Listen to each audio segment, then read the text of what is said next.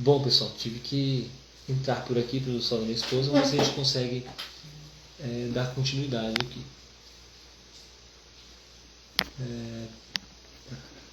Priscila. Vamos chamar a Priscila. Tá dando o que ela deu. Vou tentar aqui. Um pouquinho.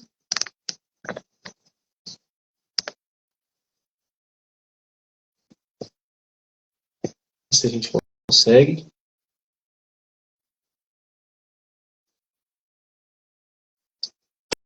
Você não fez psicologia, mas...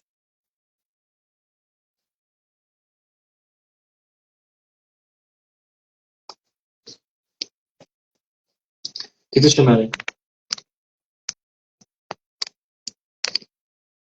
Pessoal, eu tive que entrar pelo da minha esposa, tá? Então, para vocês poderem acompanhar nós dois lá e a convidada, será preciso vocês migrarem, tá? Para o Instagram da minha esposa, tá bom? Procurem aí Mônica Oliveira.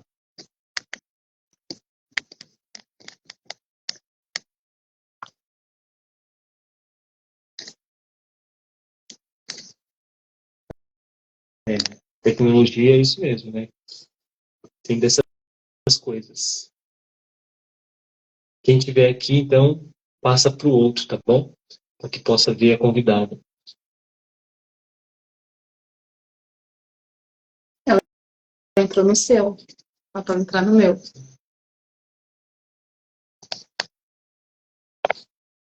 Priscila, vai no outro, tá? No outro, da minha esposa. Vou chamar você.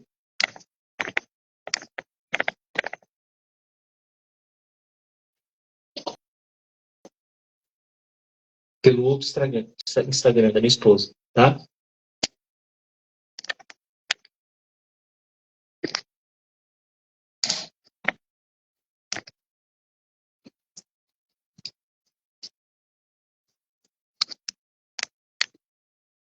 Gente, a gente teve um probleminha técnico aqui. O meu Instagram não estava mostrando para a nossa convidada a minha tela. Então a gente vai fazer por aqui, tá bom?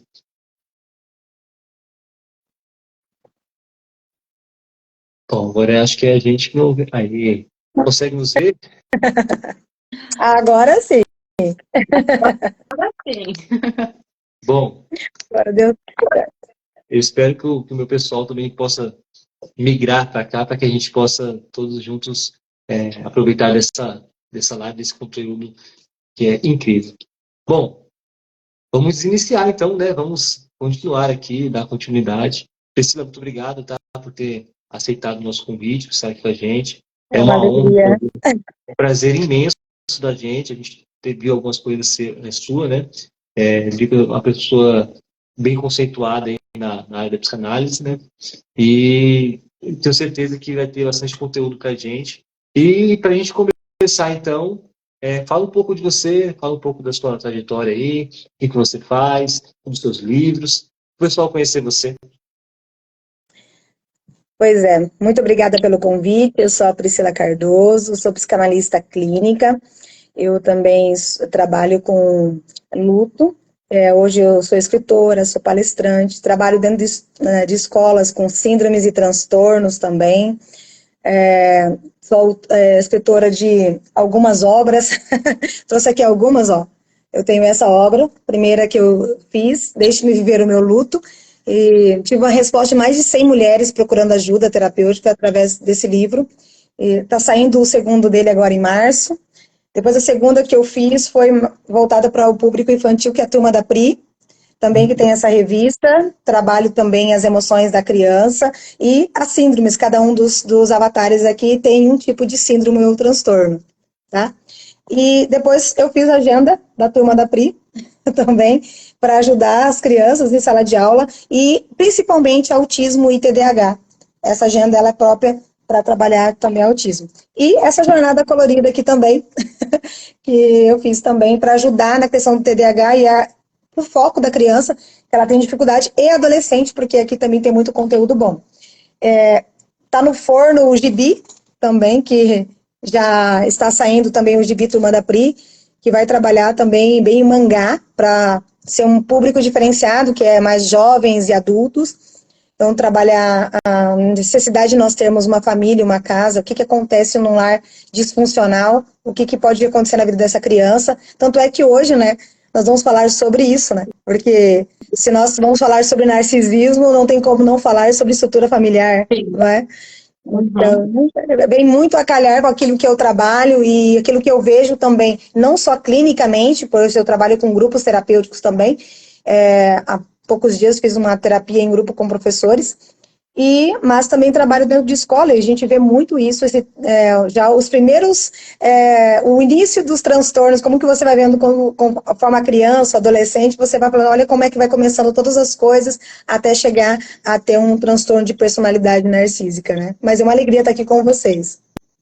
Sim, e você está escrevendo, já escreveu o livro sobre o narcisismo também, né? Você não mostrou Sim. ele ali, mas tá no forno, né? Na verdade, não chegou para mim ainda, né? Eu não escrevi o livro todo, porque eu faço parte de uma antologia, e a primeira antologia a gente faz por capítulos, né?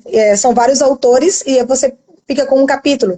Então, na antologia, eu fiz a primeira de Mães Atípicas, e agora eu fiz sobre narcisismo nessa era, né? Então, eu trabalhei um capítulo também, e tá para sair também, tá no forno e aí saindo. Também daqui a um tempo já vai estar na minha mão e eu vou mostrar para vocês aí. Show. Então, né, o que todo mundo tá na expectativa aí, esperando, né? Vamos lá, a gente separou algumas perguntas, então, e o pessoal que está na live aí, se quiser fazer perguntas também, tenho certeza que a Priscila está prontíssima para responder todo mundo. Vamos lá. Então, o que é o narcisismo? É uma pergunta que muitas pessoas fazem. Priscila, o que é narcisismo? Porque a gente fala muito, você é um narcisista, não é? Usa-se tanto essas expressões, assim, isso aqui é um narcisista. E está muito ligado, quando as pessoas falam sobre narcisismo, está muito ligado a uma pessoa egoísta, a pessoa que só pensa nela mesma, né?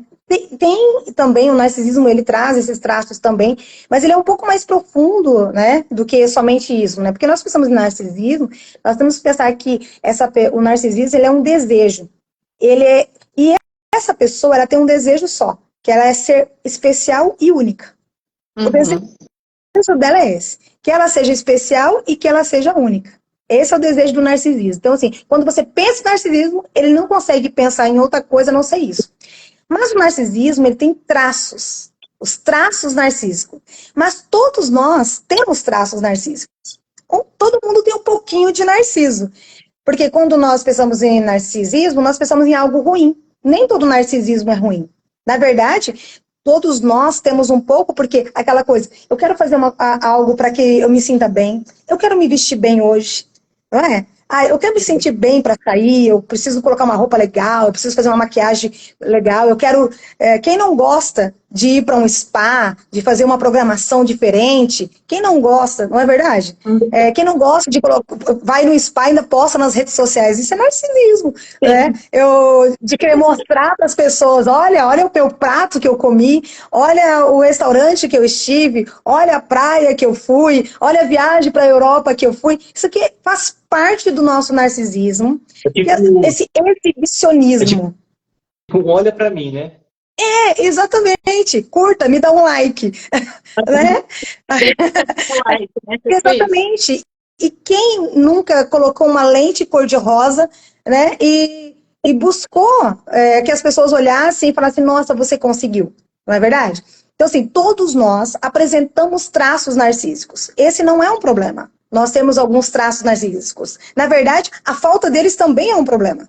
Porque a pessoa que não tem pelo menos alguns traços narcísicos, ela não tem autoestima, ela não tem alegria de viver, ela não tem o prazer de sair de casa para fazer uma coisa legal, ela não tem pulsão de vida, ela vive uma pulsão de morte. Então, assim, o traço narcísico, as pessoas sempre perguntam, mas eu não sou narcisista. Não, você não é, mas você precisa ter alguns traços narcísicos também, né? E o narcisismo, ele começa lá na primeira infância. não é? Em que começa o narcisismo primário, onde a criança ela precisa receber esse narcisismo primário da mãe, que é aquela coisa bonitinha. Ai, que coisa linda! Ai, que bebê mais Meu lindo! príncipe, Não tem bebê mais lindo! Meu príncipe! O Márcio fala, o bebê, majestade, o rei, A né? majestade, o bebê do Freud, né?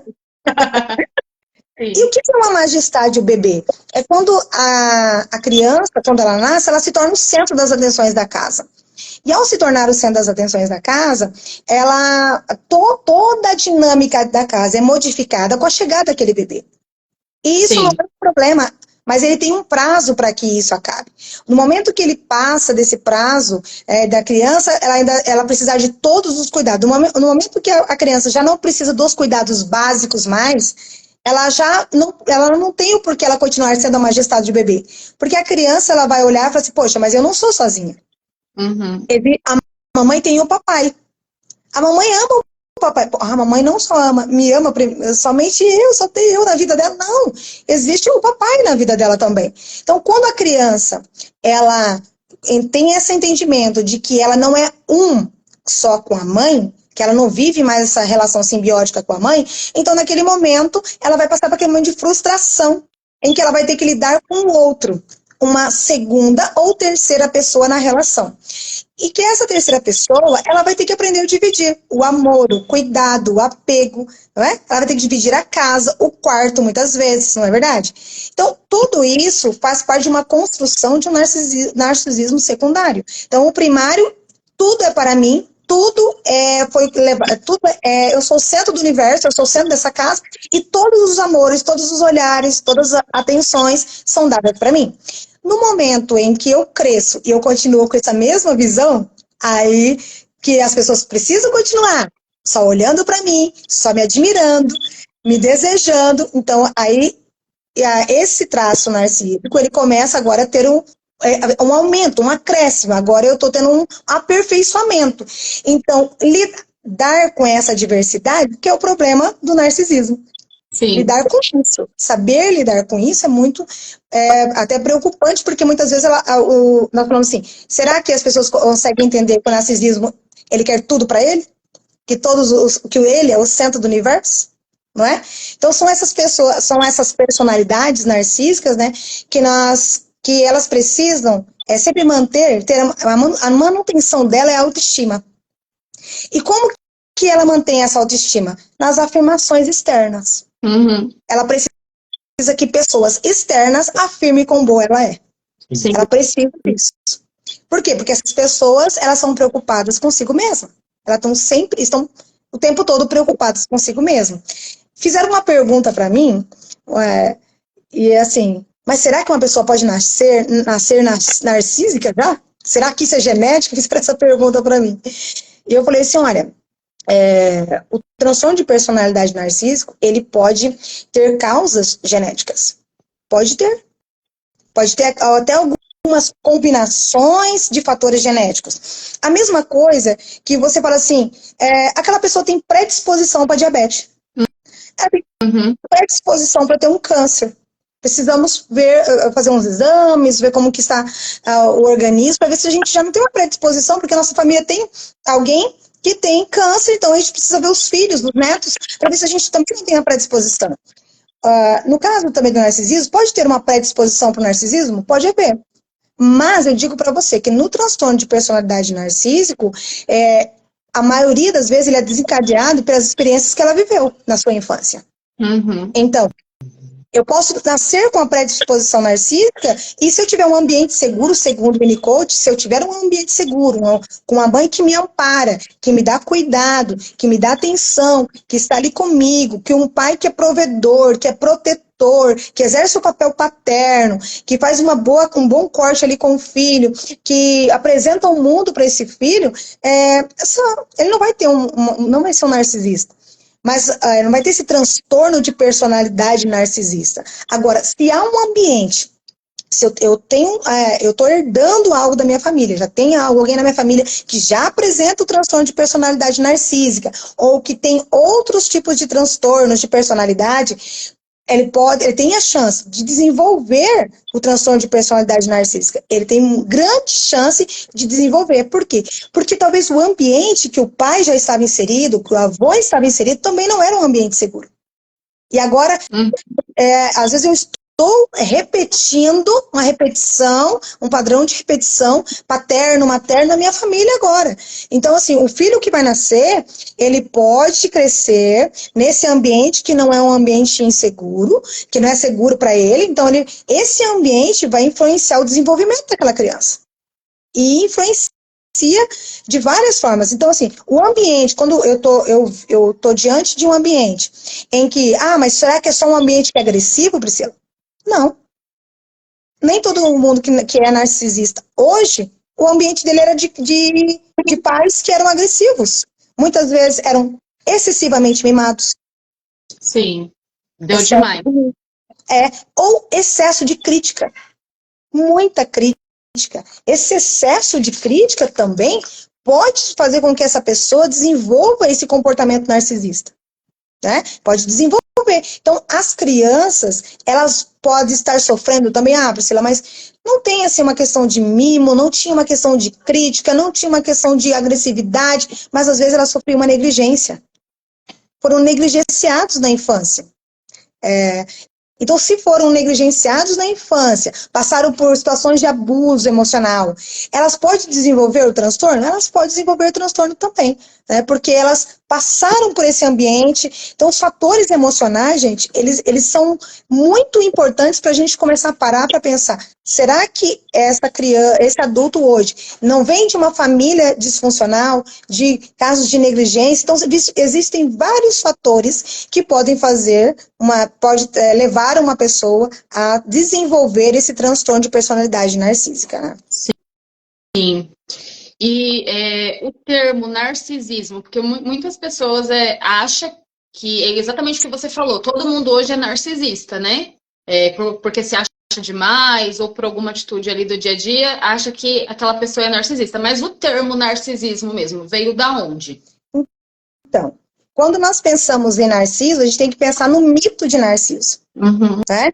Então, o mito de Narciso, Freud vai trazer para a psicanálise, porque ele realmente vai contar exatamente aquilo que aconteceu na vida do Narciso. E acontece nas nossas vidas. A internet tá normal aqui. Então, vamos lá. Então, a pessoa estava aqui falando que a internet estava estável.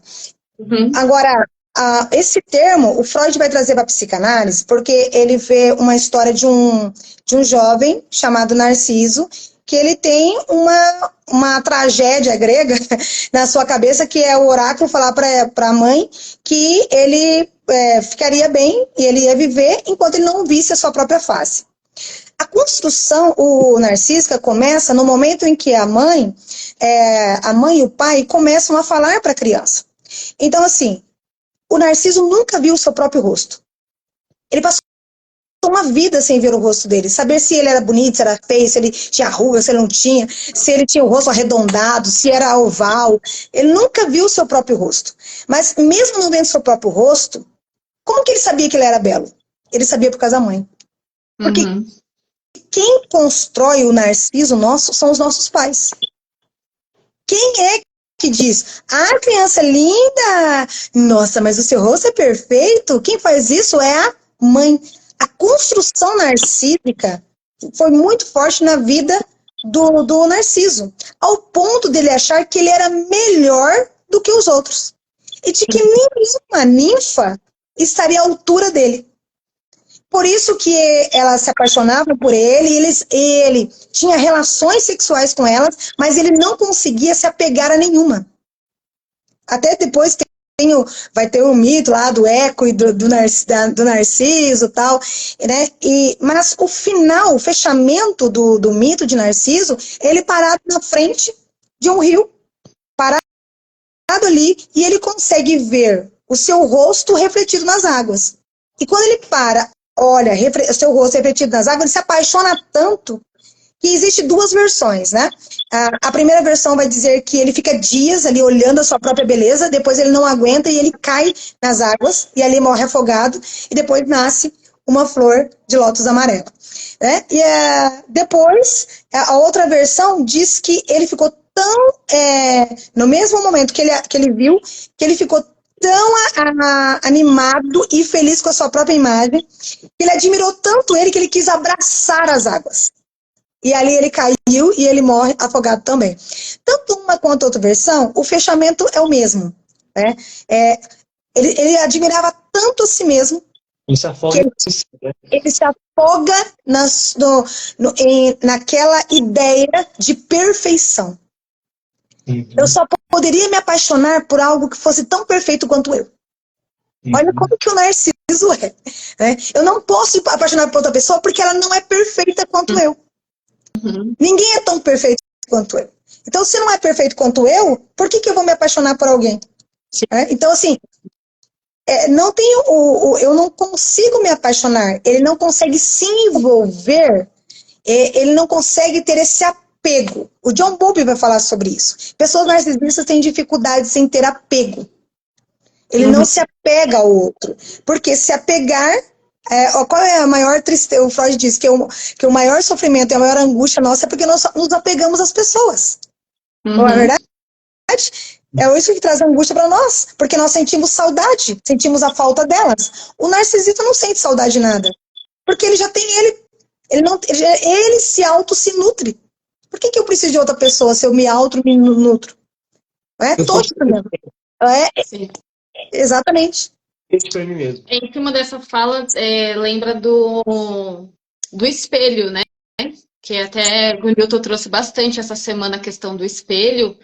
E aí dá para lembrar lá, né? Do caso da Branca de Neve. Na verdade, da bruxa, né? Que ela olha lá e faz a pergunta, né? Pro espelho, se tinha alguém mais bela. Ali é um ato narcísico, não é? Ah, claro, com certeza. Ali é um ato narcísico. E mais interessante é que ela só começa a incomodar quando aparece uma concorrente. E uma concorrente mais jovem. A versão dela, mas jovem. E a grande dificuldade do narciso é exatamente esse, em encarar a velhice. E é por isso que nós, quando vamos ficando mais velhos, o que a gente vai fazendo? Colocando coisas para nós driblharmos essa velhice. Até tem um filme agora que está em alta substância, que está falando exatamente dessa fase narcísica de nós não aceitarmos o envelhecer, nós não aceitarmos que nós podemos, que o rosto vai cair, que as rugas vão aparecer, que o seio vai cair, que vai ficar flácido, que a gente vai ter que colocar uns botox para dar uma ajeitada em cada lugar, não é verdade? Então, assim, essa parte é muito narcísica nossa, de nós não aceitarmos que nós envelhecemos. E é por isso que hoje está surgindo muitos empresários, bilionários, tentando lidar com essa velhice, que tentando dar um jeito de, vamos dizer, que o tempo não apresente quem eu sou, né?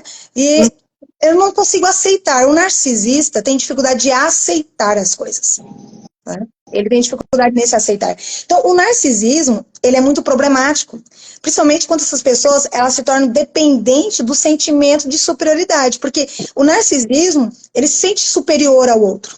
Então, só que essa superioridade, eu vou colocar para você a todo custo. Aí minha avó usava uma expressão que é assim, eu vou colocar a minha autoridade de goela abaixo. Era assim que ela usava a expressão. Quer dizer, de garganta abaixo eu vou enfiar a minha autoridade e minha superioridade a você. É assim que o narcisismo faz. Né? Ele não... A autoridade no narcisismo não é conquistada. Ela é colocada. Ela é de goela abaixo. Você vai ter que aguentar. Você vai ter que me suportar. Né? Você vai ter que me aguentar. É exatamente isso. Porque o narcisismo, a pessoa narcisista, ela sempre vai achar que as pessoas, elas estão devendo alguma coisa para ela. Todo mundo deve alguma coisa. Ela nunca deve nada para ninguém, mas os outros sempre devem. Por quê? Porque no narcisismo não tem empatia. O narcisismo tem uma falta de empatia. Esse é um dos pontos, eu acho assim, bem fortes do narcisismo, é essa falta de empatia. Sim. O que ele faz, ele não tem pena, não tem dó, para ele tá certo. Ou ele até coloca a culpa na outra pessoa, né? Faz a outra pessoa se sentir culpado por aquilo que ele fez com a pessoa, né? Exatamente. Aí você vai encontrar vários, eu falo assim que existem vários tipos de narcisistas. Existem mães narcisistas, né? As mães narcisistas, até tem foi feito um quadro no Fantástico sobre as mães narcisistas, onde elas não conseguem lidar, primeiro, com a filha crescendo. Quando a filha vai chegando na adolescência, é uma competição, elas competem. Então, ela compete o amor o amor da filha, a mãe vai competir com o genro, a beleza. Então, assim, ela vai ter dificuldade com isso. A mãe, ela vai sufocar de tal forma a filha que a filha vai sempre achar que ela é culpada de alguma coisa. Então, ela se coloca numa posição de que ela manipula, porque o narcisismo é muito manipulador. Então, uma das características do narcisismo é essa manipulação, né? E essa manipulação, ela acontece dentro de casa e ela vai se expandindo aonde ela vai, no trabalho, na religião, aonde ela está, ela manipula. Então, normalmente os de fora olham para ela como uma Madre Teresa de Calcutá. Mas dentro de casa, os filhos não estão suportando. Sim, e você acha que tem mais casos de mães narcisistas em relação às filhas do que com os filhos? A maioria das vezes é com as meninas. Com as meninas. É uma competição fálica ali, né? Uma competição fálica entre a mãe e filha, né? Como se ela não quisesse que a filha sobreposse a ela, ou tomasse o lugar dela, então ela precisa manter aquele lugar. Tem uma pergunta aqui que está falando se existe um grau de narcisismo. Existem categorias, divisões, que depois eu vou passar para vocês, hoje ainda, as divisões de categorias, tá? Então tem as divisões. Sim. E sobre o temperamento, você falou que o narcisista não tem empatia, né? E sobre o afeto, o temperamento dele, como que funciona essa parte? E a questão da pulsão também, né? Porque a gente aprende sobre a pulsão de vida e a pulsão de morte. O narcisista está voltado para qual? Na verdade, como ele não tem esse sofrimento, ele vive na pulsão de vida. Porque quem sofre é quem está em volta. Né? Ele não tem esse sofrimento, porque quem sofre é quem está lidando com esse narcisismo, né? Todo. O sofrimento é do marido, o sofrimento é da esposa, ou se for o homem, o sofrimento é da esposa, seja o gênero que você está. Quem é o companheiro ou a companheira? Quem está junto tem um sofrimento, por quê? Porque ele suga essa pessoa. Suga as emoções, suga as palavras. Muitas vezes o narcisista tem muita dificuldade em quê?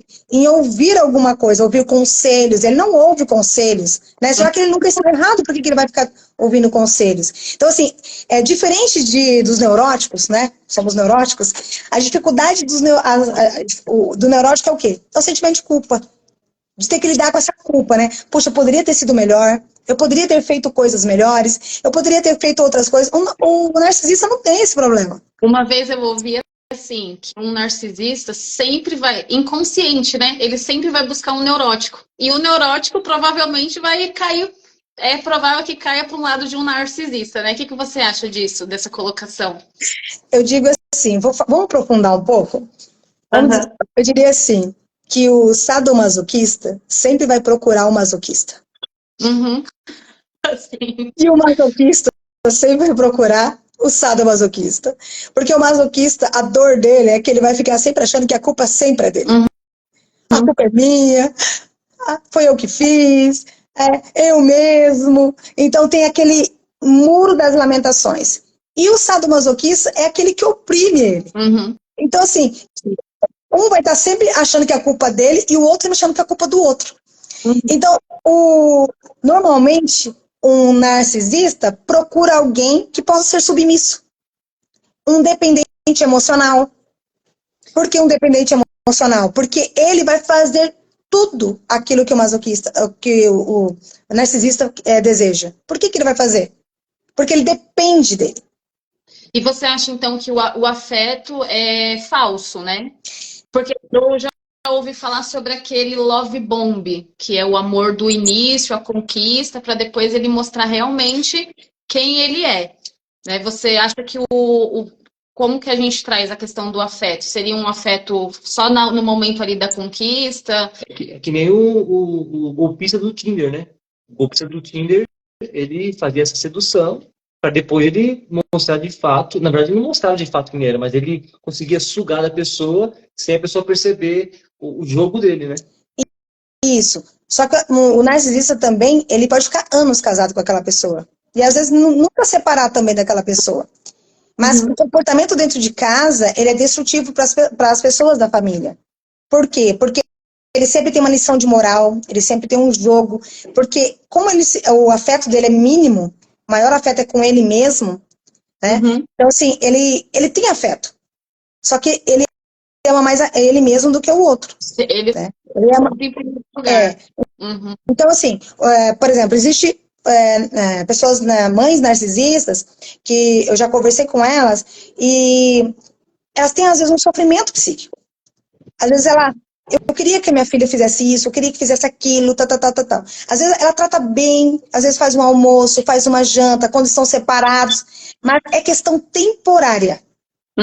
Ela consegue ficar uns 5 dias fazendo tudo certinho, tudo bonitinho, agradando, depois começa a voltar novamente as pequenas críticas, aí depois vai aumentando, aí a filha fala assim, já está na hora de eu ir embora para minha casa, porque não tem como mais ficar com a mãe. Então, assim, o narcisismo, ele tem esse perfil. Então, assim, ela consegue temporariamente. Então, assim, ela muda de comportamento, mas é temporário. Ela não consegue manter esse comportamento agradável, bondoso, carinhoso por muito tempo. De repente, ela já começa a retornar para aquela mesma posição de que ela sempre exerceu durante a vida toda. Por isso que os filhos, quando eles crescem, a maioria de filhos narcisistas, em pouco tempo, tem filhos com 11 anos, 10 anos, que estão saindo de casa. Arrumam um homem, sai de casa. Muitas meninas já fizeram isso, eu trabalho com escola, e tem outras pessoas que já trabalhei em clínica, que saíram com 10 anos de casa, porque não aguentaram a mãe. Era tão terrível, uma mãe narcisista, né, que não tinha nada que satisfizesse ela, porque nada é bom o suficiente. Nada será bom o suficiente. Então, como nada era bom o suficiente, mesmo que ela desse tudo que ela estava dando, ainda não era suficiente para suprir aquela demanda daquela mãe. E como nada supria, é como se você desse água a uma pessoa o tempo todo e aquela pessoa fala assim, eu continuo com sede. Sim. Eu não consigo suprir isso, eu estou dando, entregando e nada. Então, com 10 anos ela sai de casa. O primeiro homem que passou falou que ia embora, que ia para outro estado. Ela falou, posso ir com você? Eu posso ser sua mulher? Com 10 anos ela saiu de casa. Mas era uma forma de fugir dessa mãe. E às vezes encontra outro narcisista, né? Às vezes, e aí ela pode comprar outro narcisista, porque assim, nós atraímos, né? Eu falo assim, o Paulo Vieira fala assim, que a gente atrai o marido que merece. Eu digo mais do que isso. A gente não atrai o marido que merece, mas a gente é lançado para o nosso destino como Édipo. Aí, quanto mais a gente está fugindo do nosso destino, a gente é lançado para ele, de encontro ao destino, o nosso destino. Então, assim, se nós olharmos para a história de Édipo, ele estava fugindo da mãe, só que aquela lá não era a mãe dele, né? E ele estava indo tentando fugir dela, ele vai se casar com a própria mãe em outro lugar, né? Então, assim, eu sou lançado para o meu destino. Então, a mesma coisa acontece com os casamentos. Então, assim, às vezes eu estou fugindo de algo, e eu vou encontrar com esse mesmo algo, até eu conseguir lidar com aquele algo, né? Então, é isso que eu acho interessante dentro da psicanálise. Tem uma pergunta, a Andressa, ela perguntou assim, narcisistas podem usar dinheiro ou bens materiais como meio para manipular outra pessoa para deixar ela refém? Pode. O narcisismo, ele manipula o tempo todo, então ele pode usar o que tiver à mão dele, ele pode utilizar afeto, ele pode utilizar o afeto daquela pessoa, essa dependência emocional que ela tem, bens materiais, a posição, um cargo na empresa, ela pode utilizar para manipular e manter aquela pessoa refém. Então, assim, o narcisismo, ele não tem um limite, né? Eu diria, para ele, o céu é o limite, o que ele encontrar na frente que ele possa manipular, ele vai manipular, né? E para você que já está na clínica e tudo, tem muitos acompanhamentos, né, muitos pacientes, como que é um paciente narcisista? Como que ele chega? Porque eu já ouvi falar também que narcisistas, eles são bem difíceis, eles não aceitam, né, a terapia, por exemplo.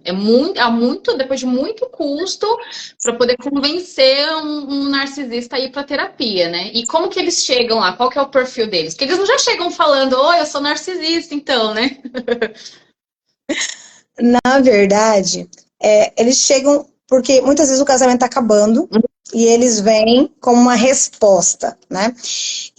Mas o discurso é muito interessante. Eles chegam na clínica e eles falam assim, olha, que fique claro que não estou precisando, tá?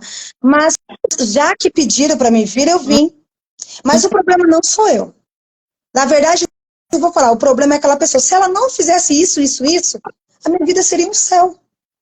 Então, todo o discurso do narcisismo é que o problema é o outro. Ele não tem responsabilidade sobre aquilo que está acontecendo na família. A família está toda destruída, os filhos estão destruídos, o casamento está destruído, está tudo destruído, mas ele não tem responsabilidade nenhuma. O problema não é ele, é outra pessoa que está causando esse problema. Se aquele problema que aquela pessoa faz cessar, nosso casamento é muito bom. Então, assim, o narcisismo, ele tenta manipular até o analista. É incrível. E aí ele chega até a fazer pergunta assim, mas você não acha que eu tô certo? Então, são perguntas muito corriqueiras, né? Muito corriqueiras dos narcisistas. Mas é incrível como ele vai.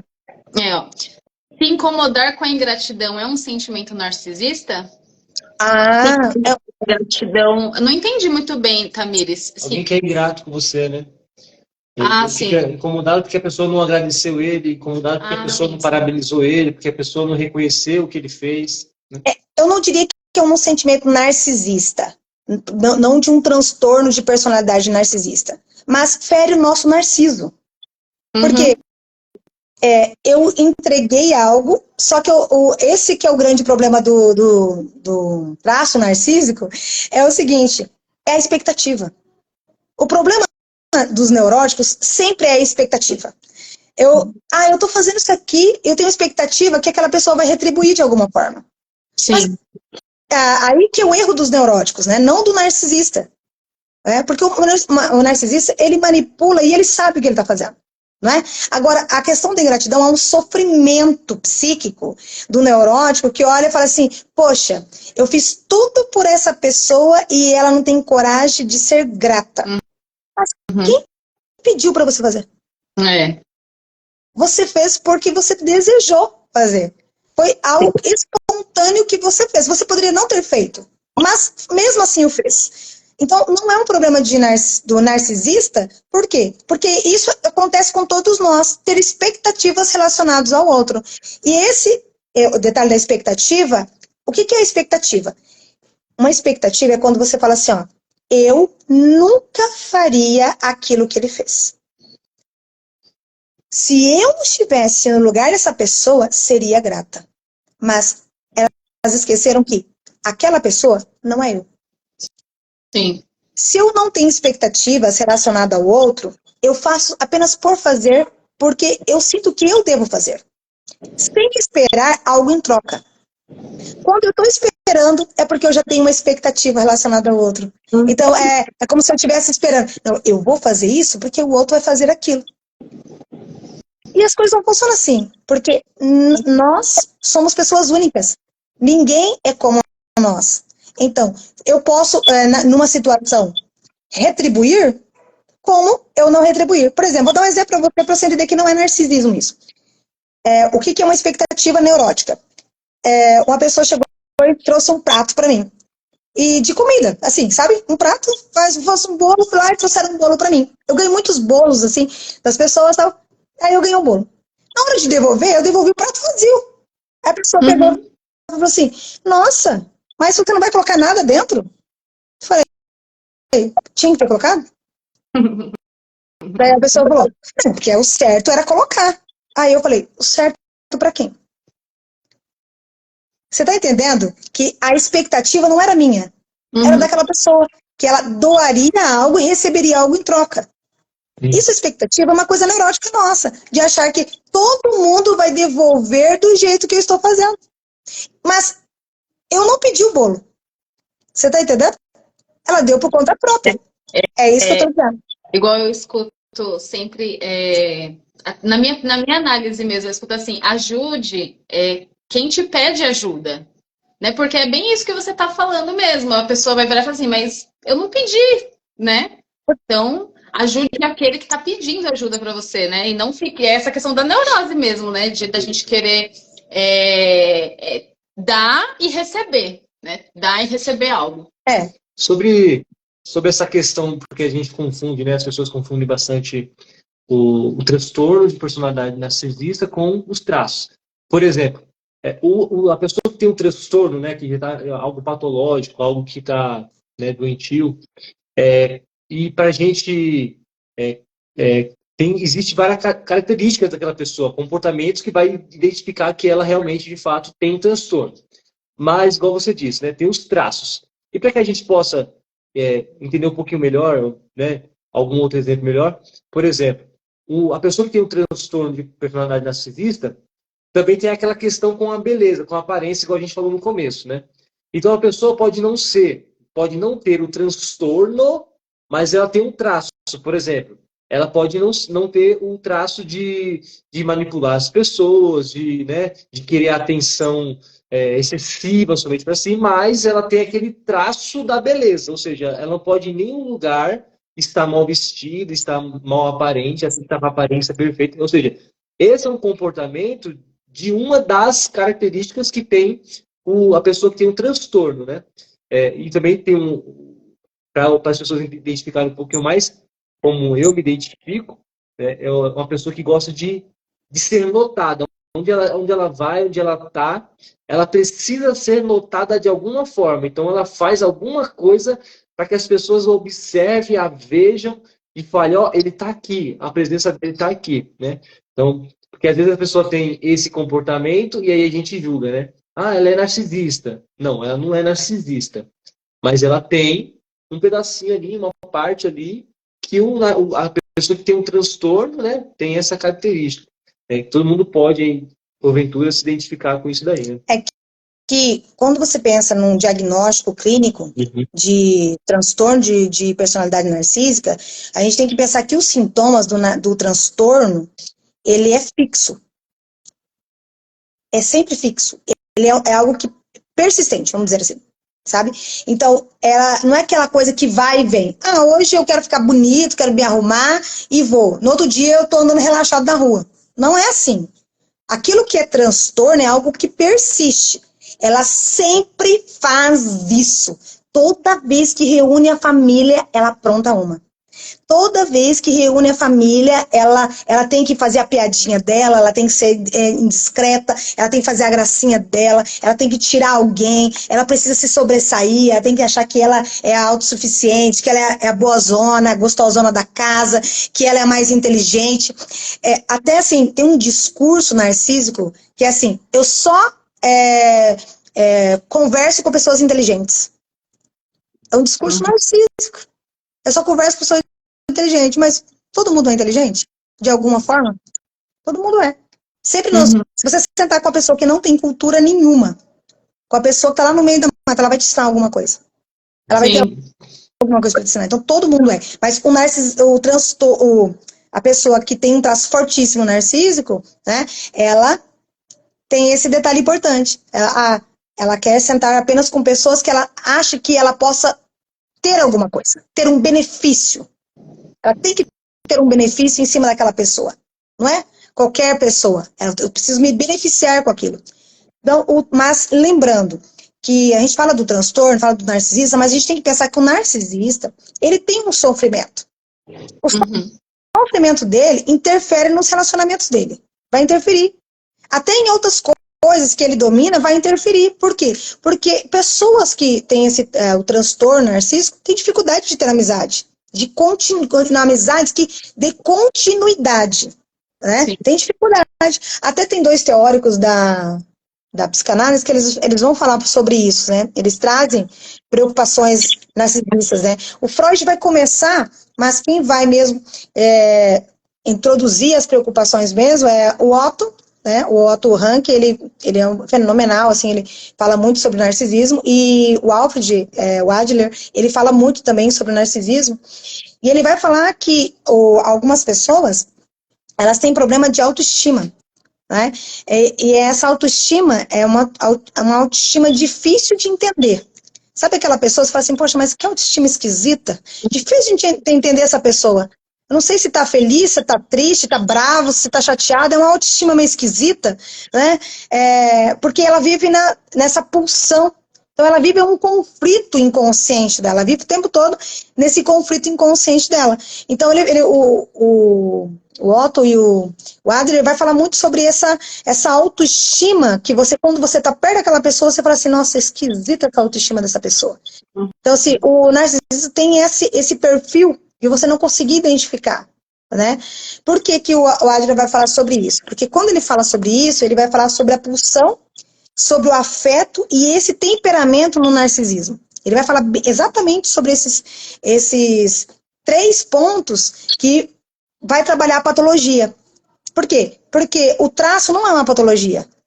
A patologia é o transtorno de personalidade narcísica. Então, porque na patologia a gente consegue entender que algumas coisas no narcisismo é sutil, gente. Uhum. É bem sutil. Quando você encontra com um narcisista, então assim, ele é sutil. Você não fala de cara que ele é narcisista. Ele é muito sutil. Aparentemente, ele não está prejudicando ninguém. Usa uma máscara, né? Exatamente. Então, normalmente, os narcisistas são pessoas de sucesso. Uma paciente, uma aluna falou para mim assim, ô Pri, então quer dizer que esses políticos é tudo narcisista, né? Eu falei assim, a grande parte são estão no sucesso, vivendo esse sucesso. Então, assim, o sucesso pode ser um sucesso monetário, tá? Então, assim, você vê isso muito na mídia. As pessoas colocando eles com as Ferraris, não é? Olha como eu cheguei aqui, você tem que fazer isso para você chegar aqui. Você só não faz porque você não fez tal coisa. Você só não é rico por causa disso. Você não é rico por causa da assado. Você não tem essa casa, esse iate, esse avião, por causa disso. O que é isso? É narcisismo. Eu preciso mostrar para as pessoas, olha o que eu tenho, não é? A gente vai encontrar isso no meio social, né? No meio político, a gente consegue encontrar também. Os militares têm muito do poder, desse ter essa autoridade, não é? Então, tudo isso. Só que isso vai se manifestar. Então, essas pessoas, elas podem estar no nosso meio e podem ser muito admiradas. Sim, é verdade. Muito admiradas. E elas serem narcisistas, né? Mas, para um narcisista, né, esse transtorno, existe um custo. O custo é um custo interno. É como se ele tivesse uma fome do narcisista. Então, seria a fome do narcisista é o reconhecimento. Uhum. Ele precisa de ser reconhecido. Uma vez, Priscila, desculpa te cortar, eu ouvi falar que foi até esses vídeos da internet mesmo sobre narcisismo, e ela falava assim, que o narcisista é tão vazio de si mesmo que ele precisa dessa validação do outro. Ele precisa que o outro reconheça, valide ele o tempo todo, o tempo inteiro, porque ele é muito vazio de si. O que você acha dessa colocação? Ele é vazio, ele é vazio de afeto, ele é vazio de apegos, ele realmente é bem vazio de si. Né? Ele é vazio, sim. E a resposta, a pergunta que essa moça fez aqui, ó, narcisista faz isso conscientemente ou ele percebe o mal que faz para as pessoas? Eu digo assim, que às vezes as pessoas não percebem o narcisista, né, ele acredita que tudo tem um efeito. O efeito colateral é necessário. Uhum. Então, vou usar uma frase que até está no livro, nesse livro aqui, ó, que se vocês quiserem adquirir, está nesse livro aqui, ó, Diagnóstico Psicanalítico. Ele está a frase que foi utilizada e vai dizer o seguinte, que o narcisista, ele acredita que precisa ter esse efeito colateral, porque é necessário que haja esse efeito colateral, porque não se pode fazer omelete sem quebrar os ovos. Uhum. Então, assim, responde a pergunta dela. E teve até uma outra pergunta anterior, não sei se pode se dizer assim, né? Mas se tem jeito para o narcisista, se ele pode deixar de ser narcisista. Não tem como deixar de ser narcisista. Fizeram uma pergunta para mim, pode se melhorar um narcisista? Né? Será que pode melhorar? Bom, se o narcisista não foi dotado de empatia, será que ele vai ter empatia agora? Porque o narcisista tem alguns pontos cruciais, que assim, o narcisista ele tem uma inveja. Então, essa inveja acaba se tornando o cerne, o centro da vida dele, e ele acaba se tornando, ele se julga muito. Qual o autor do livro? Qual o livro que ela está falando? Será que é esse? Esse aqui é da Nancy Williams. Nancy Williams, Diagnóstico Psicanalítico. Na página 197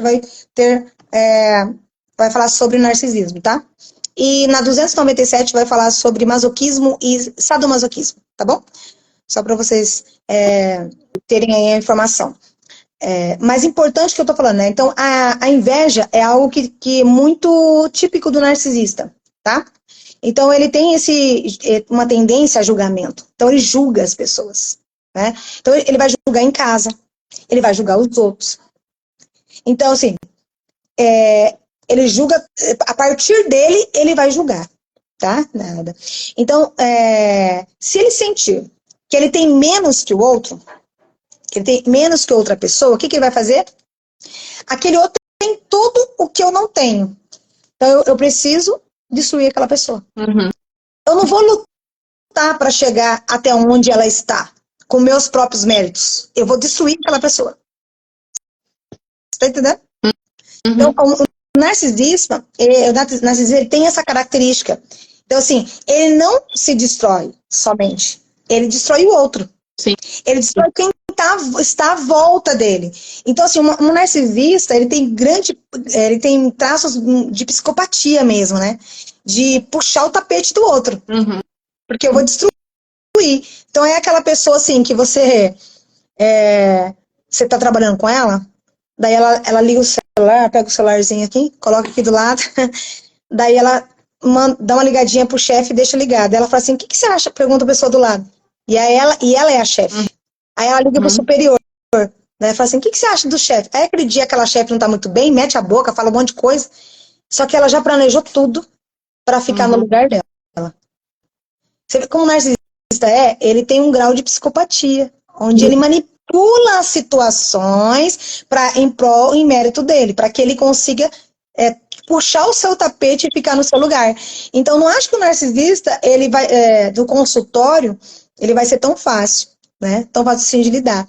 Por quê? Porque, como ele quer destruir, ele vai deplorar o outro, ele vai desprezar o outro, e ele vai ridicularizar aquela pessoa. Então, assim, ele pode ridicularizar a pessoa, as qualidades da pessoa, quanto ele pode ridicularizar as posses. Até esse tempo atrás, tinha um post no Facebook, que estava 2 homens.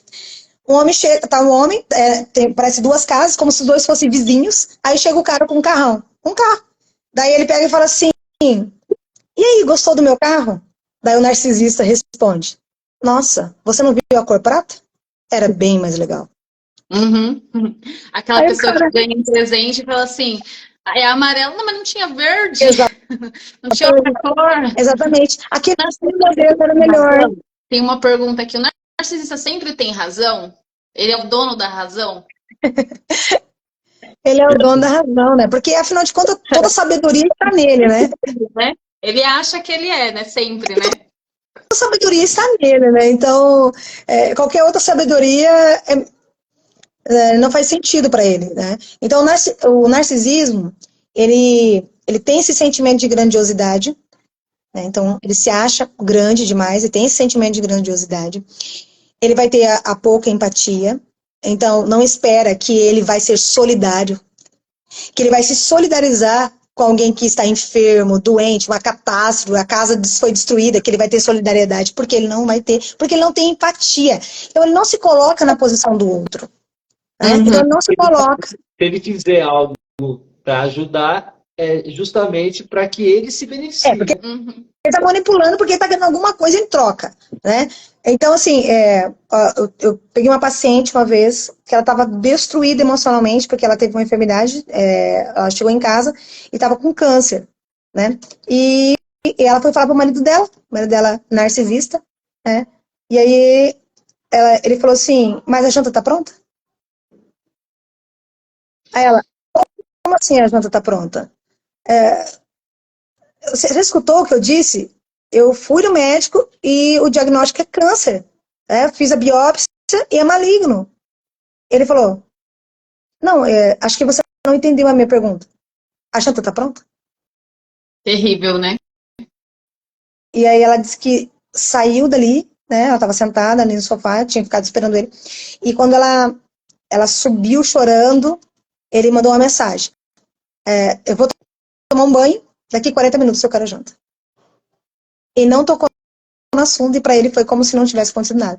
Então, assim, em nenhum momento ele olhou para ela com empatia. Ele não deu um abraço, ele não falou, olha, vai ficar tudo bem, as coisas vão melhorar, você vai conseguir fazer o tratamento, você vai fazer a químio, vai dar certo, eu acredito em você. Não houve nenhuma palavra. Então, assim, existe algo no narcisista que além da falta de empatia, é essa arrogância. A maneira com que ele se porta, né?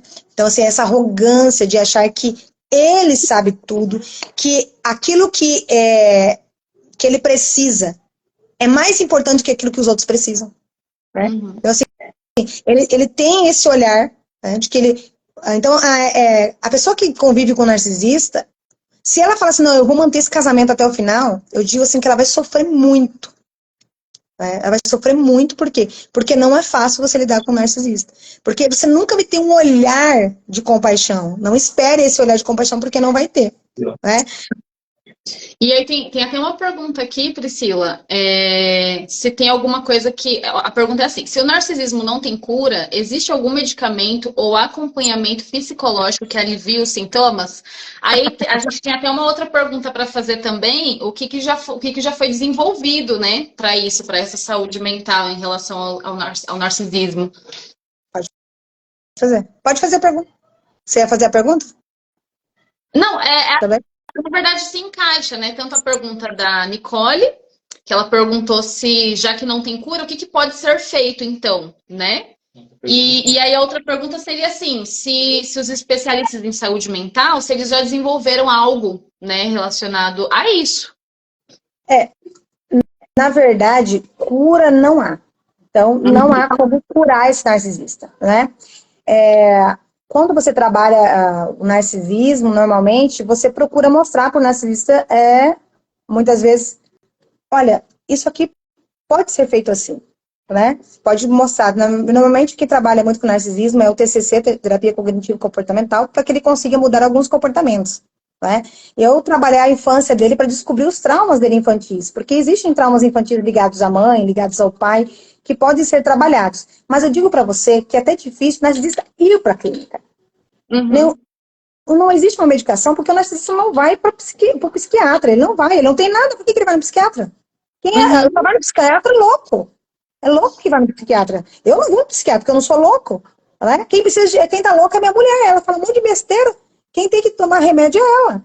Aí pessoas sãs tomam remédio para lidar com os que não são. Né? Então, é difícil de você trabalhar com o narcisista, porque, na verdade, ele sempre vai ter um discurso de que ele não tem nada. Né? Ele não aceita. Ele não aceita o tratamento. Então, assim, ele não aceita nem olhar, muitas vezes ele tem dificuldade. Por quê? Porque existem os fatores emocionais, lembra que eu falei que tem alguns fatores emocionais, por exemplo, abuso, negligência na infância, né, que contribui para esse desenvolvimento do transtorno. Então, assim, esse narcisista ele vai ter dificuldade de olhar para o outro de uma forma saudável, né, de uma forma saudável, porque, assim, ele nunca tem problema. Ele nunca tem. Quem tem é o outro. Então, o que muitos especialistas de saúde, eles desenvolveram? diante de todo esse quadro, o que eles desenvolveram?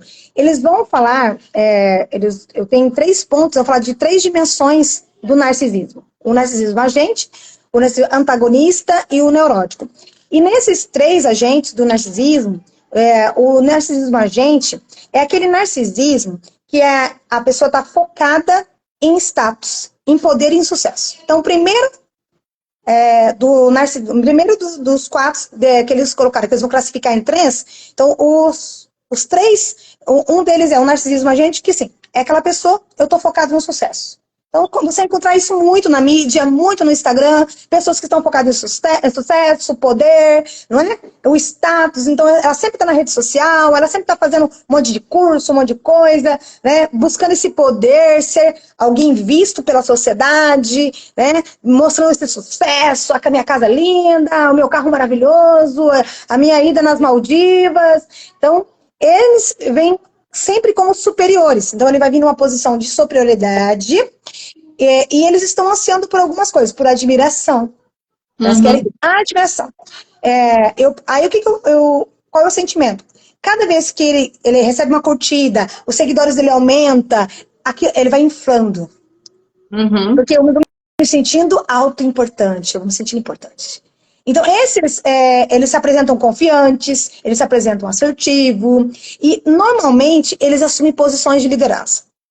Aí, pode ser o top do psicanalista, né? Pode ser o top do coach, né? O cara que faz acontecer. E o narcisismo neurótico, ele já é diferente, porque como ele é classificado em 3, então assim, tem o neurótico já tem uma hipersensibilidade. Então ele é mais sensível. Então aquele que é mais sensível, que é o narcisismo neurótico, ele está buscando validação. Precisa sempre de pessoas que validem. Então o narcisismo ele pode alcançar 2 níveis. Aquele que ele está oprimindo o outro, quanto aquele que é o vítima. Sabe a vítima? Ninguém me ama, ninguém me quer, ninguém se importa comigo. Aí fica aquela pessoa, não, você é bom. Não, isso aqui, ó, você faz tal coisa, olha como você é bom nisso. Tá buscando validação. São muito sensíveis à crítica, sensíveis à rejeição, porque ela me rejeitou na minha infância, porque minha mãe não me deu um abraço, porque minha mãe não fez tal coisa. Isso também é um narcisismo. Só que é um narcisismo neurótico. Então, frequentemente você vai perceber, você vai começar a encontrar com pessoas que frequentemente você vai perceber os comportamentos. E esses comportamentos, muitas vezes eles demonstram aquela vergonha significativa. Ai, aquela pessoa me envergonhou, né? Eu acho que eu estou muito ansioso. É uma instabilidade emocional também. Sabe aquela pessoa muito insegura, cheia de dúvidas sobre si mesma, né? Ela pode ser ter um narcisismo neurótico. Né? Também faz parte do narcisismo, não é? Sim. O narcisismo neurótico. Então, assim, existem classificações, né? E tem um outro narcisista, né? Que é o narcisismo, que é o antagonista, que vê, sabe aquela pessoa que vê todo mundo é rival? Aquele meu chefe, tenho certeza que não gosta de mim.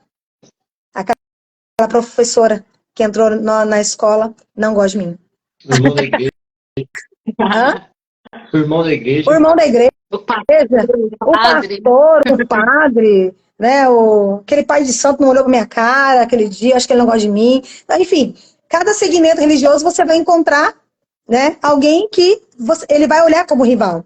E esse narcisismo antagonista, ele tende a ser muito competitivo. Ele está sempre competindo. Mas ele tem um perfil interessante, porque ele é hostil com as pessoas. Sabe aquela pessoa mais rude? Difícil, às vezes rígida. Então, quando ele encontra pessoas que ele consiga rebaixar, ele vai rebaixar. Por quê? Porque ele precisa se sentir superior. Então, quando ele encontra alguém que ele tenha poder para rebaixar, ele vai fazer de uma forma humilhante. Sim. Sabe aquela pessoa que humilha o outro? Faz exatamente isso. né? Eu lembro na época que meu esposo estava na faculdade. E nós vivíamos uma fase muito difícil financeira na época. E eu descobri que tinha uma cantina que estavam contratando. E era assim, um colega, o cara que estava cuidando da cantina era um colega de sala do meu marido. Assim, era para ele tratar a gente super bem, porque era colega de sala. Daí, quando eu cheguei, fui perguntar, né, se havia um emprego mesmo na cantina na época. Daí ele falou assim, o que você está fazendo aqui? Você não tem nada para oferecer aqui. E fez um discurso na frente de 20 pessoas da cantina. Né? Nossa. Então, foi uma forma de humilhar. Então, assim, o narcisismo antagonista, ele é exatamente isso. Ele não só tem o prazer de rebaixar o outro, falar assim, ó, não tem emprego para você. Ou, olha, você não vai poder ficar nesse posto, eu vou ter que colocar você em outro posto por questões financeiras. Não. Ele vai ter que rebaixar o outro de tal forma que ele precisa se sentir superior. Sim. Então eu não rebaixo apenas, eu te humilho nesse rebaixar. Sim. Eu tô te humilhando. E teve uma Por quê? pergunta aqui, desculpa te interromper, como que funcionaria ou não, né, um relacionamento com dois narcisistas? Eu penso que seria tóxico total, né?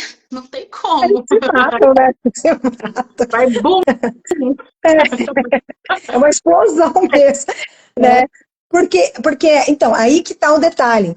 Porque o grande cerne do narcisismo patológico está exatamente no ser valentão.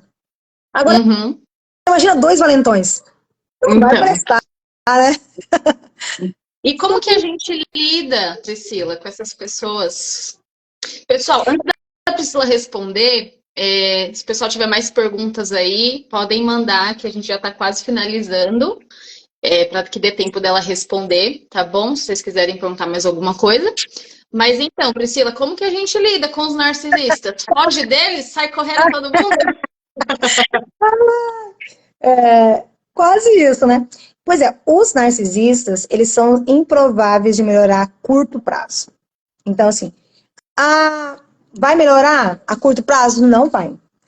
Ele vai ter que buscar um tratamento, aceitar um tratamento intensivo, ele vai ter que aceitar isso. Porque, só que nesse tratamento, gente, vai ser um fardo para a família. Vai ser um fardo para os amigos. Então, assim, ele pode ter pequenas melhoras, talvez porque ele queira conservar alguma coisa. Então, ele pode ter algumas melhoras, né? Mas, na verdade, o narcisista mesmo, ele não aceita. Na maioria das vezes ele começa porque ele sente que vai ter algum benefício, mas depois, logo lá na frente, ele abandona o tratamento. Você sabe, muito difícil de você manter um narcisista numa terapia. Então, é raro alguém que tenha personalidade narcisista que ela procura terapia. Normalmente, a explicação dela, a intenção dela não é se tornar um bom amigo ou se tornar um melhor amigo. A intenção dela não é se tornar um melhor marido, melhor esposa, melhor pai, melhor mãe, ou talvez até um melhor membro da família. Essa não é a intenção do narcisista, tá? Porque a maior dificuldade até do terapeuta ou da família é ajudá-los. Então, transmitir a ele seria aceitar a pessoa do jeito que ela é. Então é muito difícil. Peraí. Fecha a porta pra mim. Aí, para aceitar o seu companheiro do jeito que ele é, essa é a dificuldade do narcisista. Por quê? Porque qual é o comportamento narcísico, gente? O comportamento narcísico está bem ligado... Opa, que tá caindo aqui meu celular. Aqui. Então, o comportamento narcísico, ele está muito ligado a querer ajudar o outro. Não, porque ele não quer ajudar o outro. Mas o terapeuta, ele quer ajudar a família, ele quer ajudar os amigos, as pessoas que estão à volta. Porque se ele tem melhoras de comportamento, tudo à volta fica melhor, não é? A casa fica melhor, a família fica melhor, lá no trabalho as coisas vão fluir melhor. Então, o que o narcisista precisa aceitar? Aceitar que as pessoas estão ao lado, que ele não pode julgar as pessoas, porque eu preciso explorar aquilo que a pessoa tem, não é? E o interessante é que amar os outros do jeito que são, para o narcisista é muito difícil, porque ele já tem uma pré-idealização acerca das pessoas. Ele já tem uma idealização. Então, se o narcisista tem um filho, ele já idealizou aquilo que o filho dele vai ser. Você vai ser tal coisa. Uhum. E o filho fala assim, a filha fala, não, eu não quero ser bailarina, eu quero ser policial. O narcisista fala assim, não, você vai ser bailarina. Porque eu não tive a oportunidade de ser bailarina, pois agora você vai ser. Porque ele vai impor. Ele vai impor algo. Ah, eu sou advogado, você vai ser advogado também. Porque eu sou advogado, então eu vou impor. Então ele cria uma idealização, né? Então seria o eu ideal, né? Que é essa idealização em cima dos filhos, dessa expectativa de que os filhos serão aquilo que eu projetei para eles. Né? Quando o filho está na barriga, já vai ser tal coisa, ele vai fazer tal coisa, ele vai passar em tal escola, eu vou ensinar ele a andar de carro em tal época e ele vai cursar tal curso. Esse eu ideal. Só que eu não aceito o ideal de eu, que é aquilo que o filho vai querer escolher para ser. Eu não consigo deixá-lo escolher. Por quê? Porque ele tem uma idealização sobre as pessoas e ele vai expressar os sentimentos para as pessoas. Quando as pessoas não fazem aquilo que ele deseja, o que acontece? Ele vai expressar os sentimentos genuínos dele, que é, você é uma vergonha. Uhum. Você é uma vergonha para mim. Eu tinha tanta coisa para você, mas você não conseguiu fazer. Você é uma vergonha para mim. Então, pessoas narcisistas, elas não têm ideia sobre as possibilidades outras possibilidades que o outro pode fazer, realizar. Porque tudo tem que passar por ele. Sim.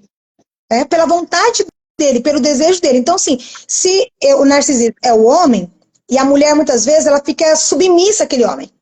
Ela não consegue sair dali, entende? Ela não consegue sair daquela posição. Por que ela não consegue sair daquela posição? Porque ele não consegue, já tem o ideal traçado para ela. Se ela sair daquele padrão que ele criou na cabeça dele, então é uma vergonha para ele. Uhum. Né? Então ela se torna o quê? Uma vilã. Então, ao invés de ela ser a vítima, ela se torna a vilã para ele. Porque ela não faz aquilo que eu peço. Né? Ela é a vilã. Você está me deixando irritado. Você que tira a minha paz. Uhum. É você que tira a minha alegria. Porque Sim. olha que faz com a nossa família, nós fica brigando a todo direito. Você que provoca isso, que fica querendo outras coisas. Não é? São palavras muito do narcisista, né? Você que fica procurando outras coisas. Só que a pessoa, mesmo que ela esteja casada, nós temos a nossa individualidade. Vocês dois são casados? Sim. Vocês dois têm cada um, mesmo que estão convivendo juntos, cada um tem a sua individualidade. Eu também sou casada. E cada um tem a sua individualidade. Se você não tem a sua individualidade, você está submisso. Aí o que a psicanálise vai dizer? Aquela história de que, agora nós somos um. Nós pensamos tudo igual. Se vocês estão pensando tudo igual, alguém aqui já não existe. Alguém deixou de existir. Por que alguém deixou de existir? Porque não tem como a Newton e a Mônica pensar igual. Vocês podem... Alguém vai ter que ceder em algum momento. Olha, nós vamos fazer a tua vontade, amanhã você faz a minha. Mas no narcisismo isso não acontece, porque só existe uma vontade. A dele. Sim. Então, e aí ele falou assim, ó, como um cristão pode lidar com isso? Já que um dos mandamentos de Jesus é amar o próximo como a ti mesmo. É interessante isso. Agora, primeiro ponto é que eu preciso amar o próximo como a mim mesmo. Então, tu começa comigo. O Matheus acabou de falar, né? A própria frase de Cristo diz: fortaleça seu narcisismo primário para que você tenha a capacidade de amar o outro.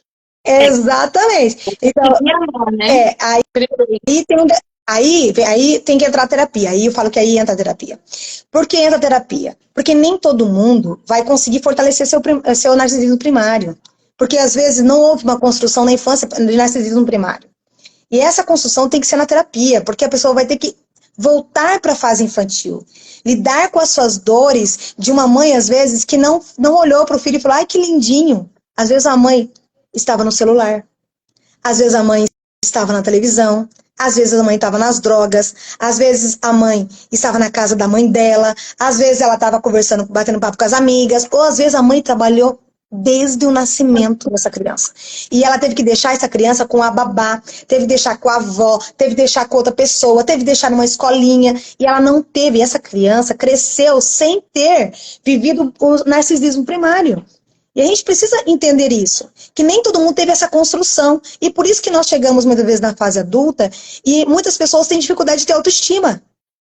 Não consegue se ver como capazes de realizar as coisas, não consegue se ver capazes de cursar um curso e terminar aquele curso, não se vê capaz de conseguir casar e ter uma família e estruturar essa família.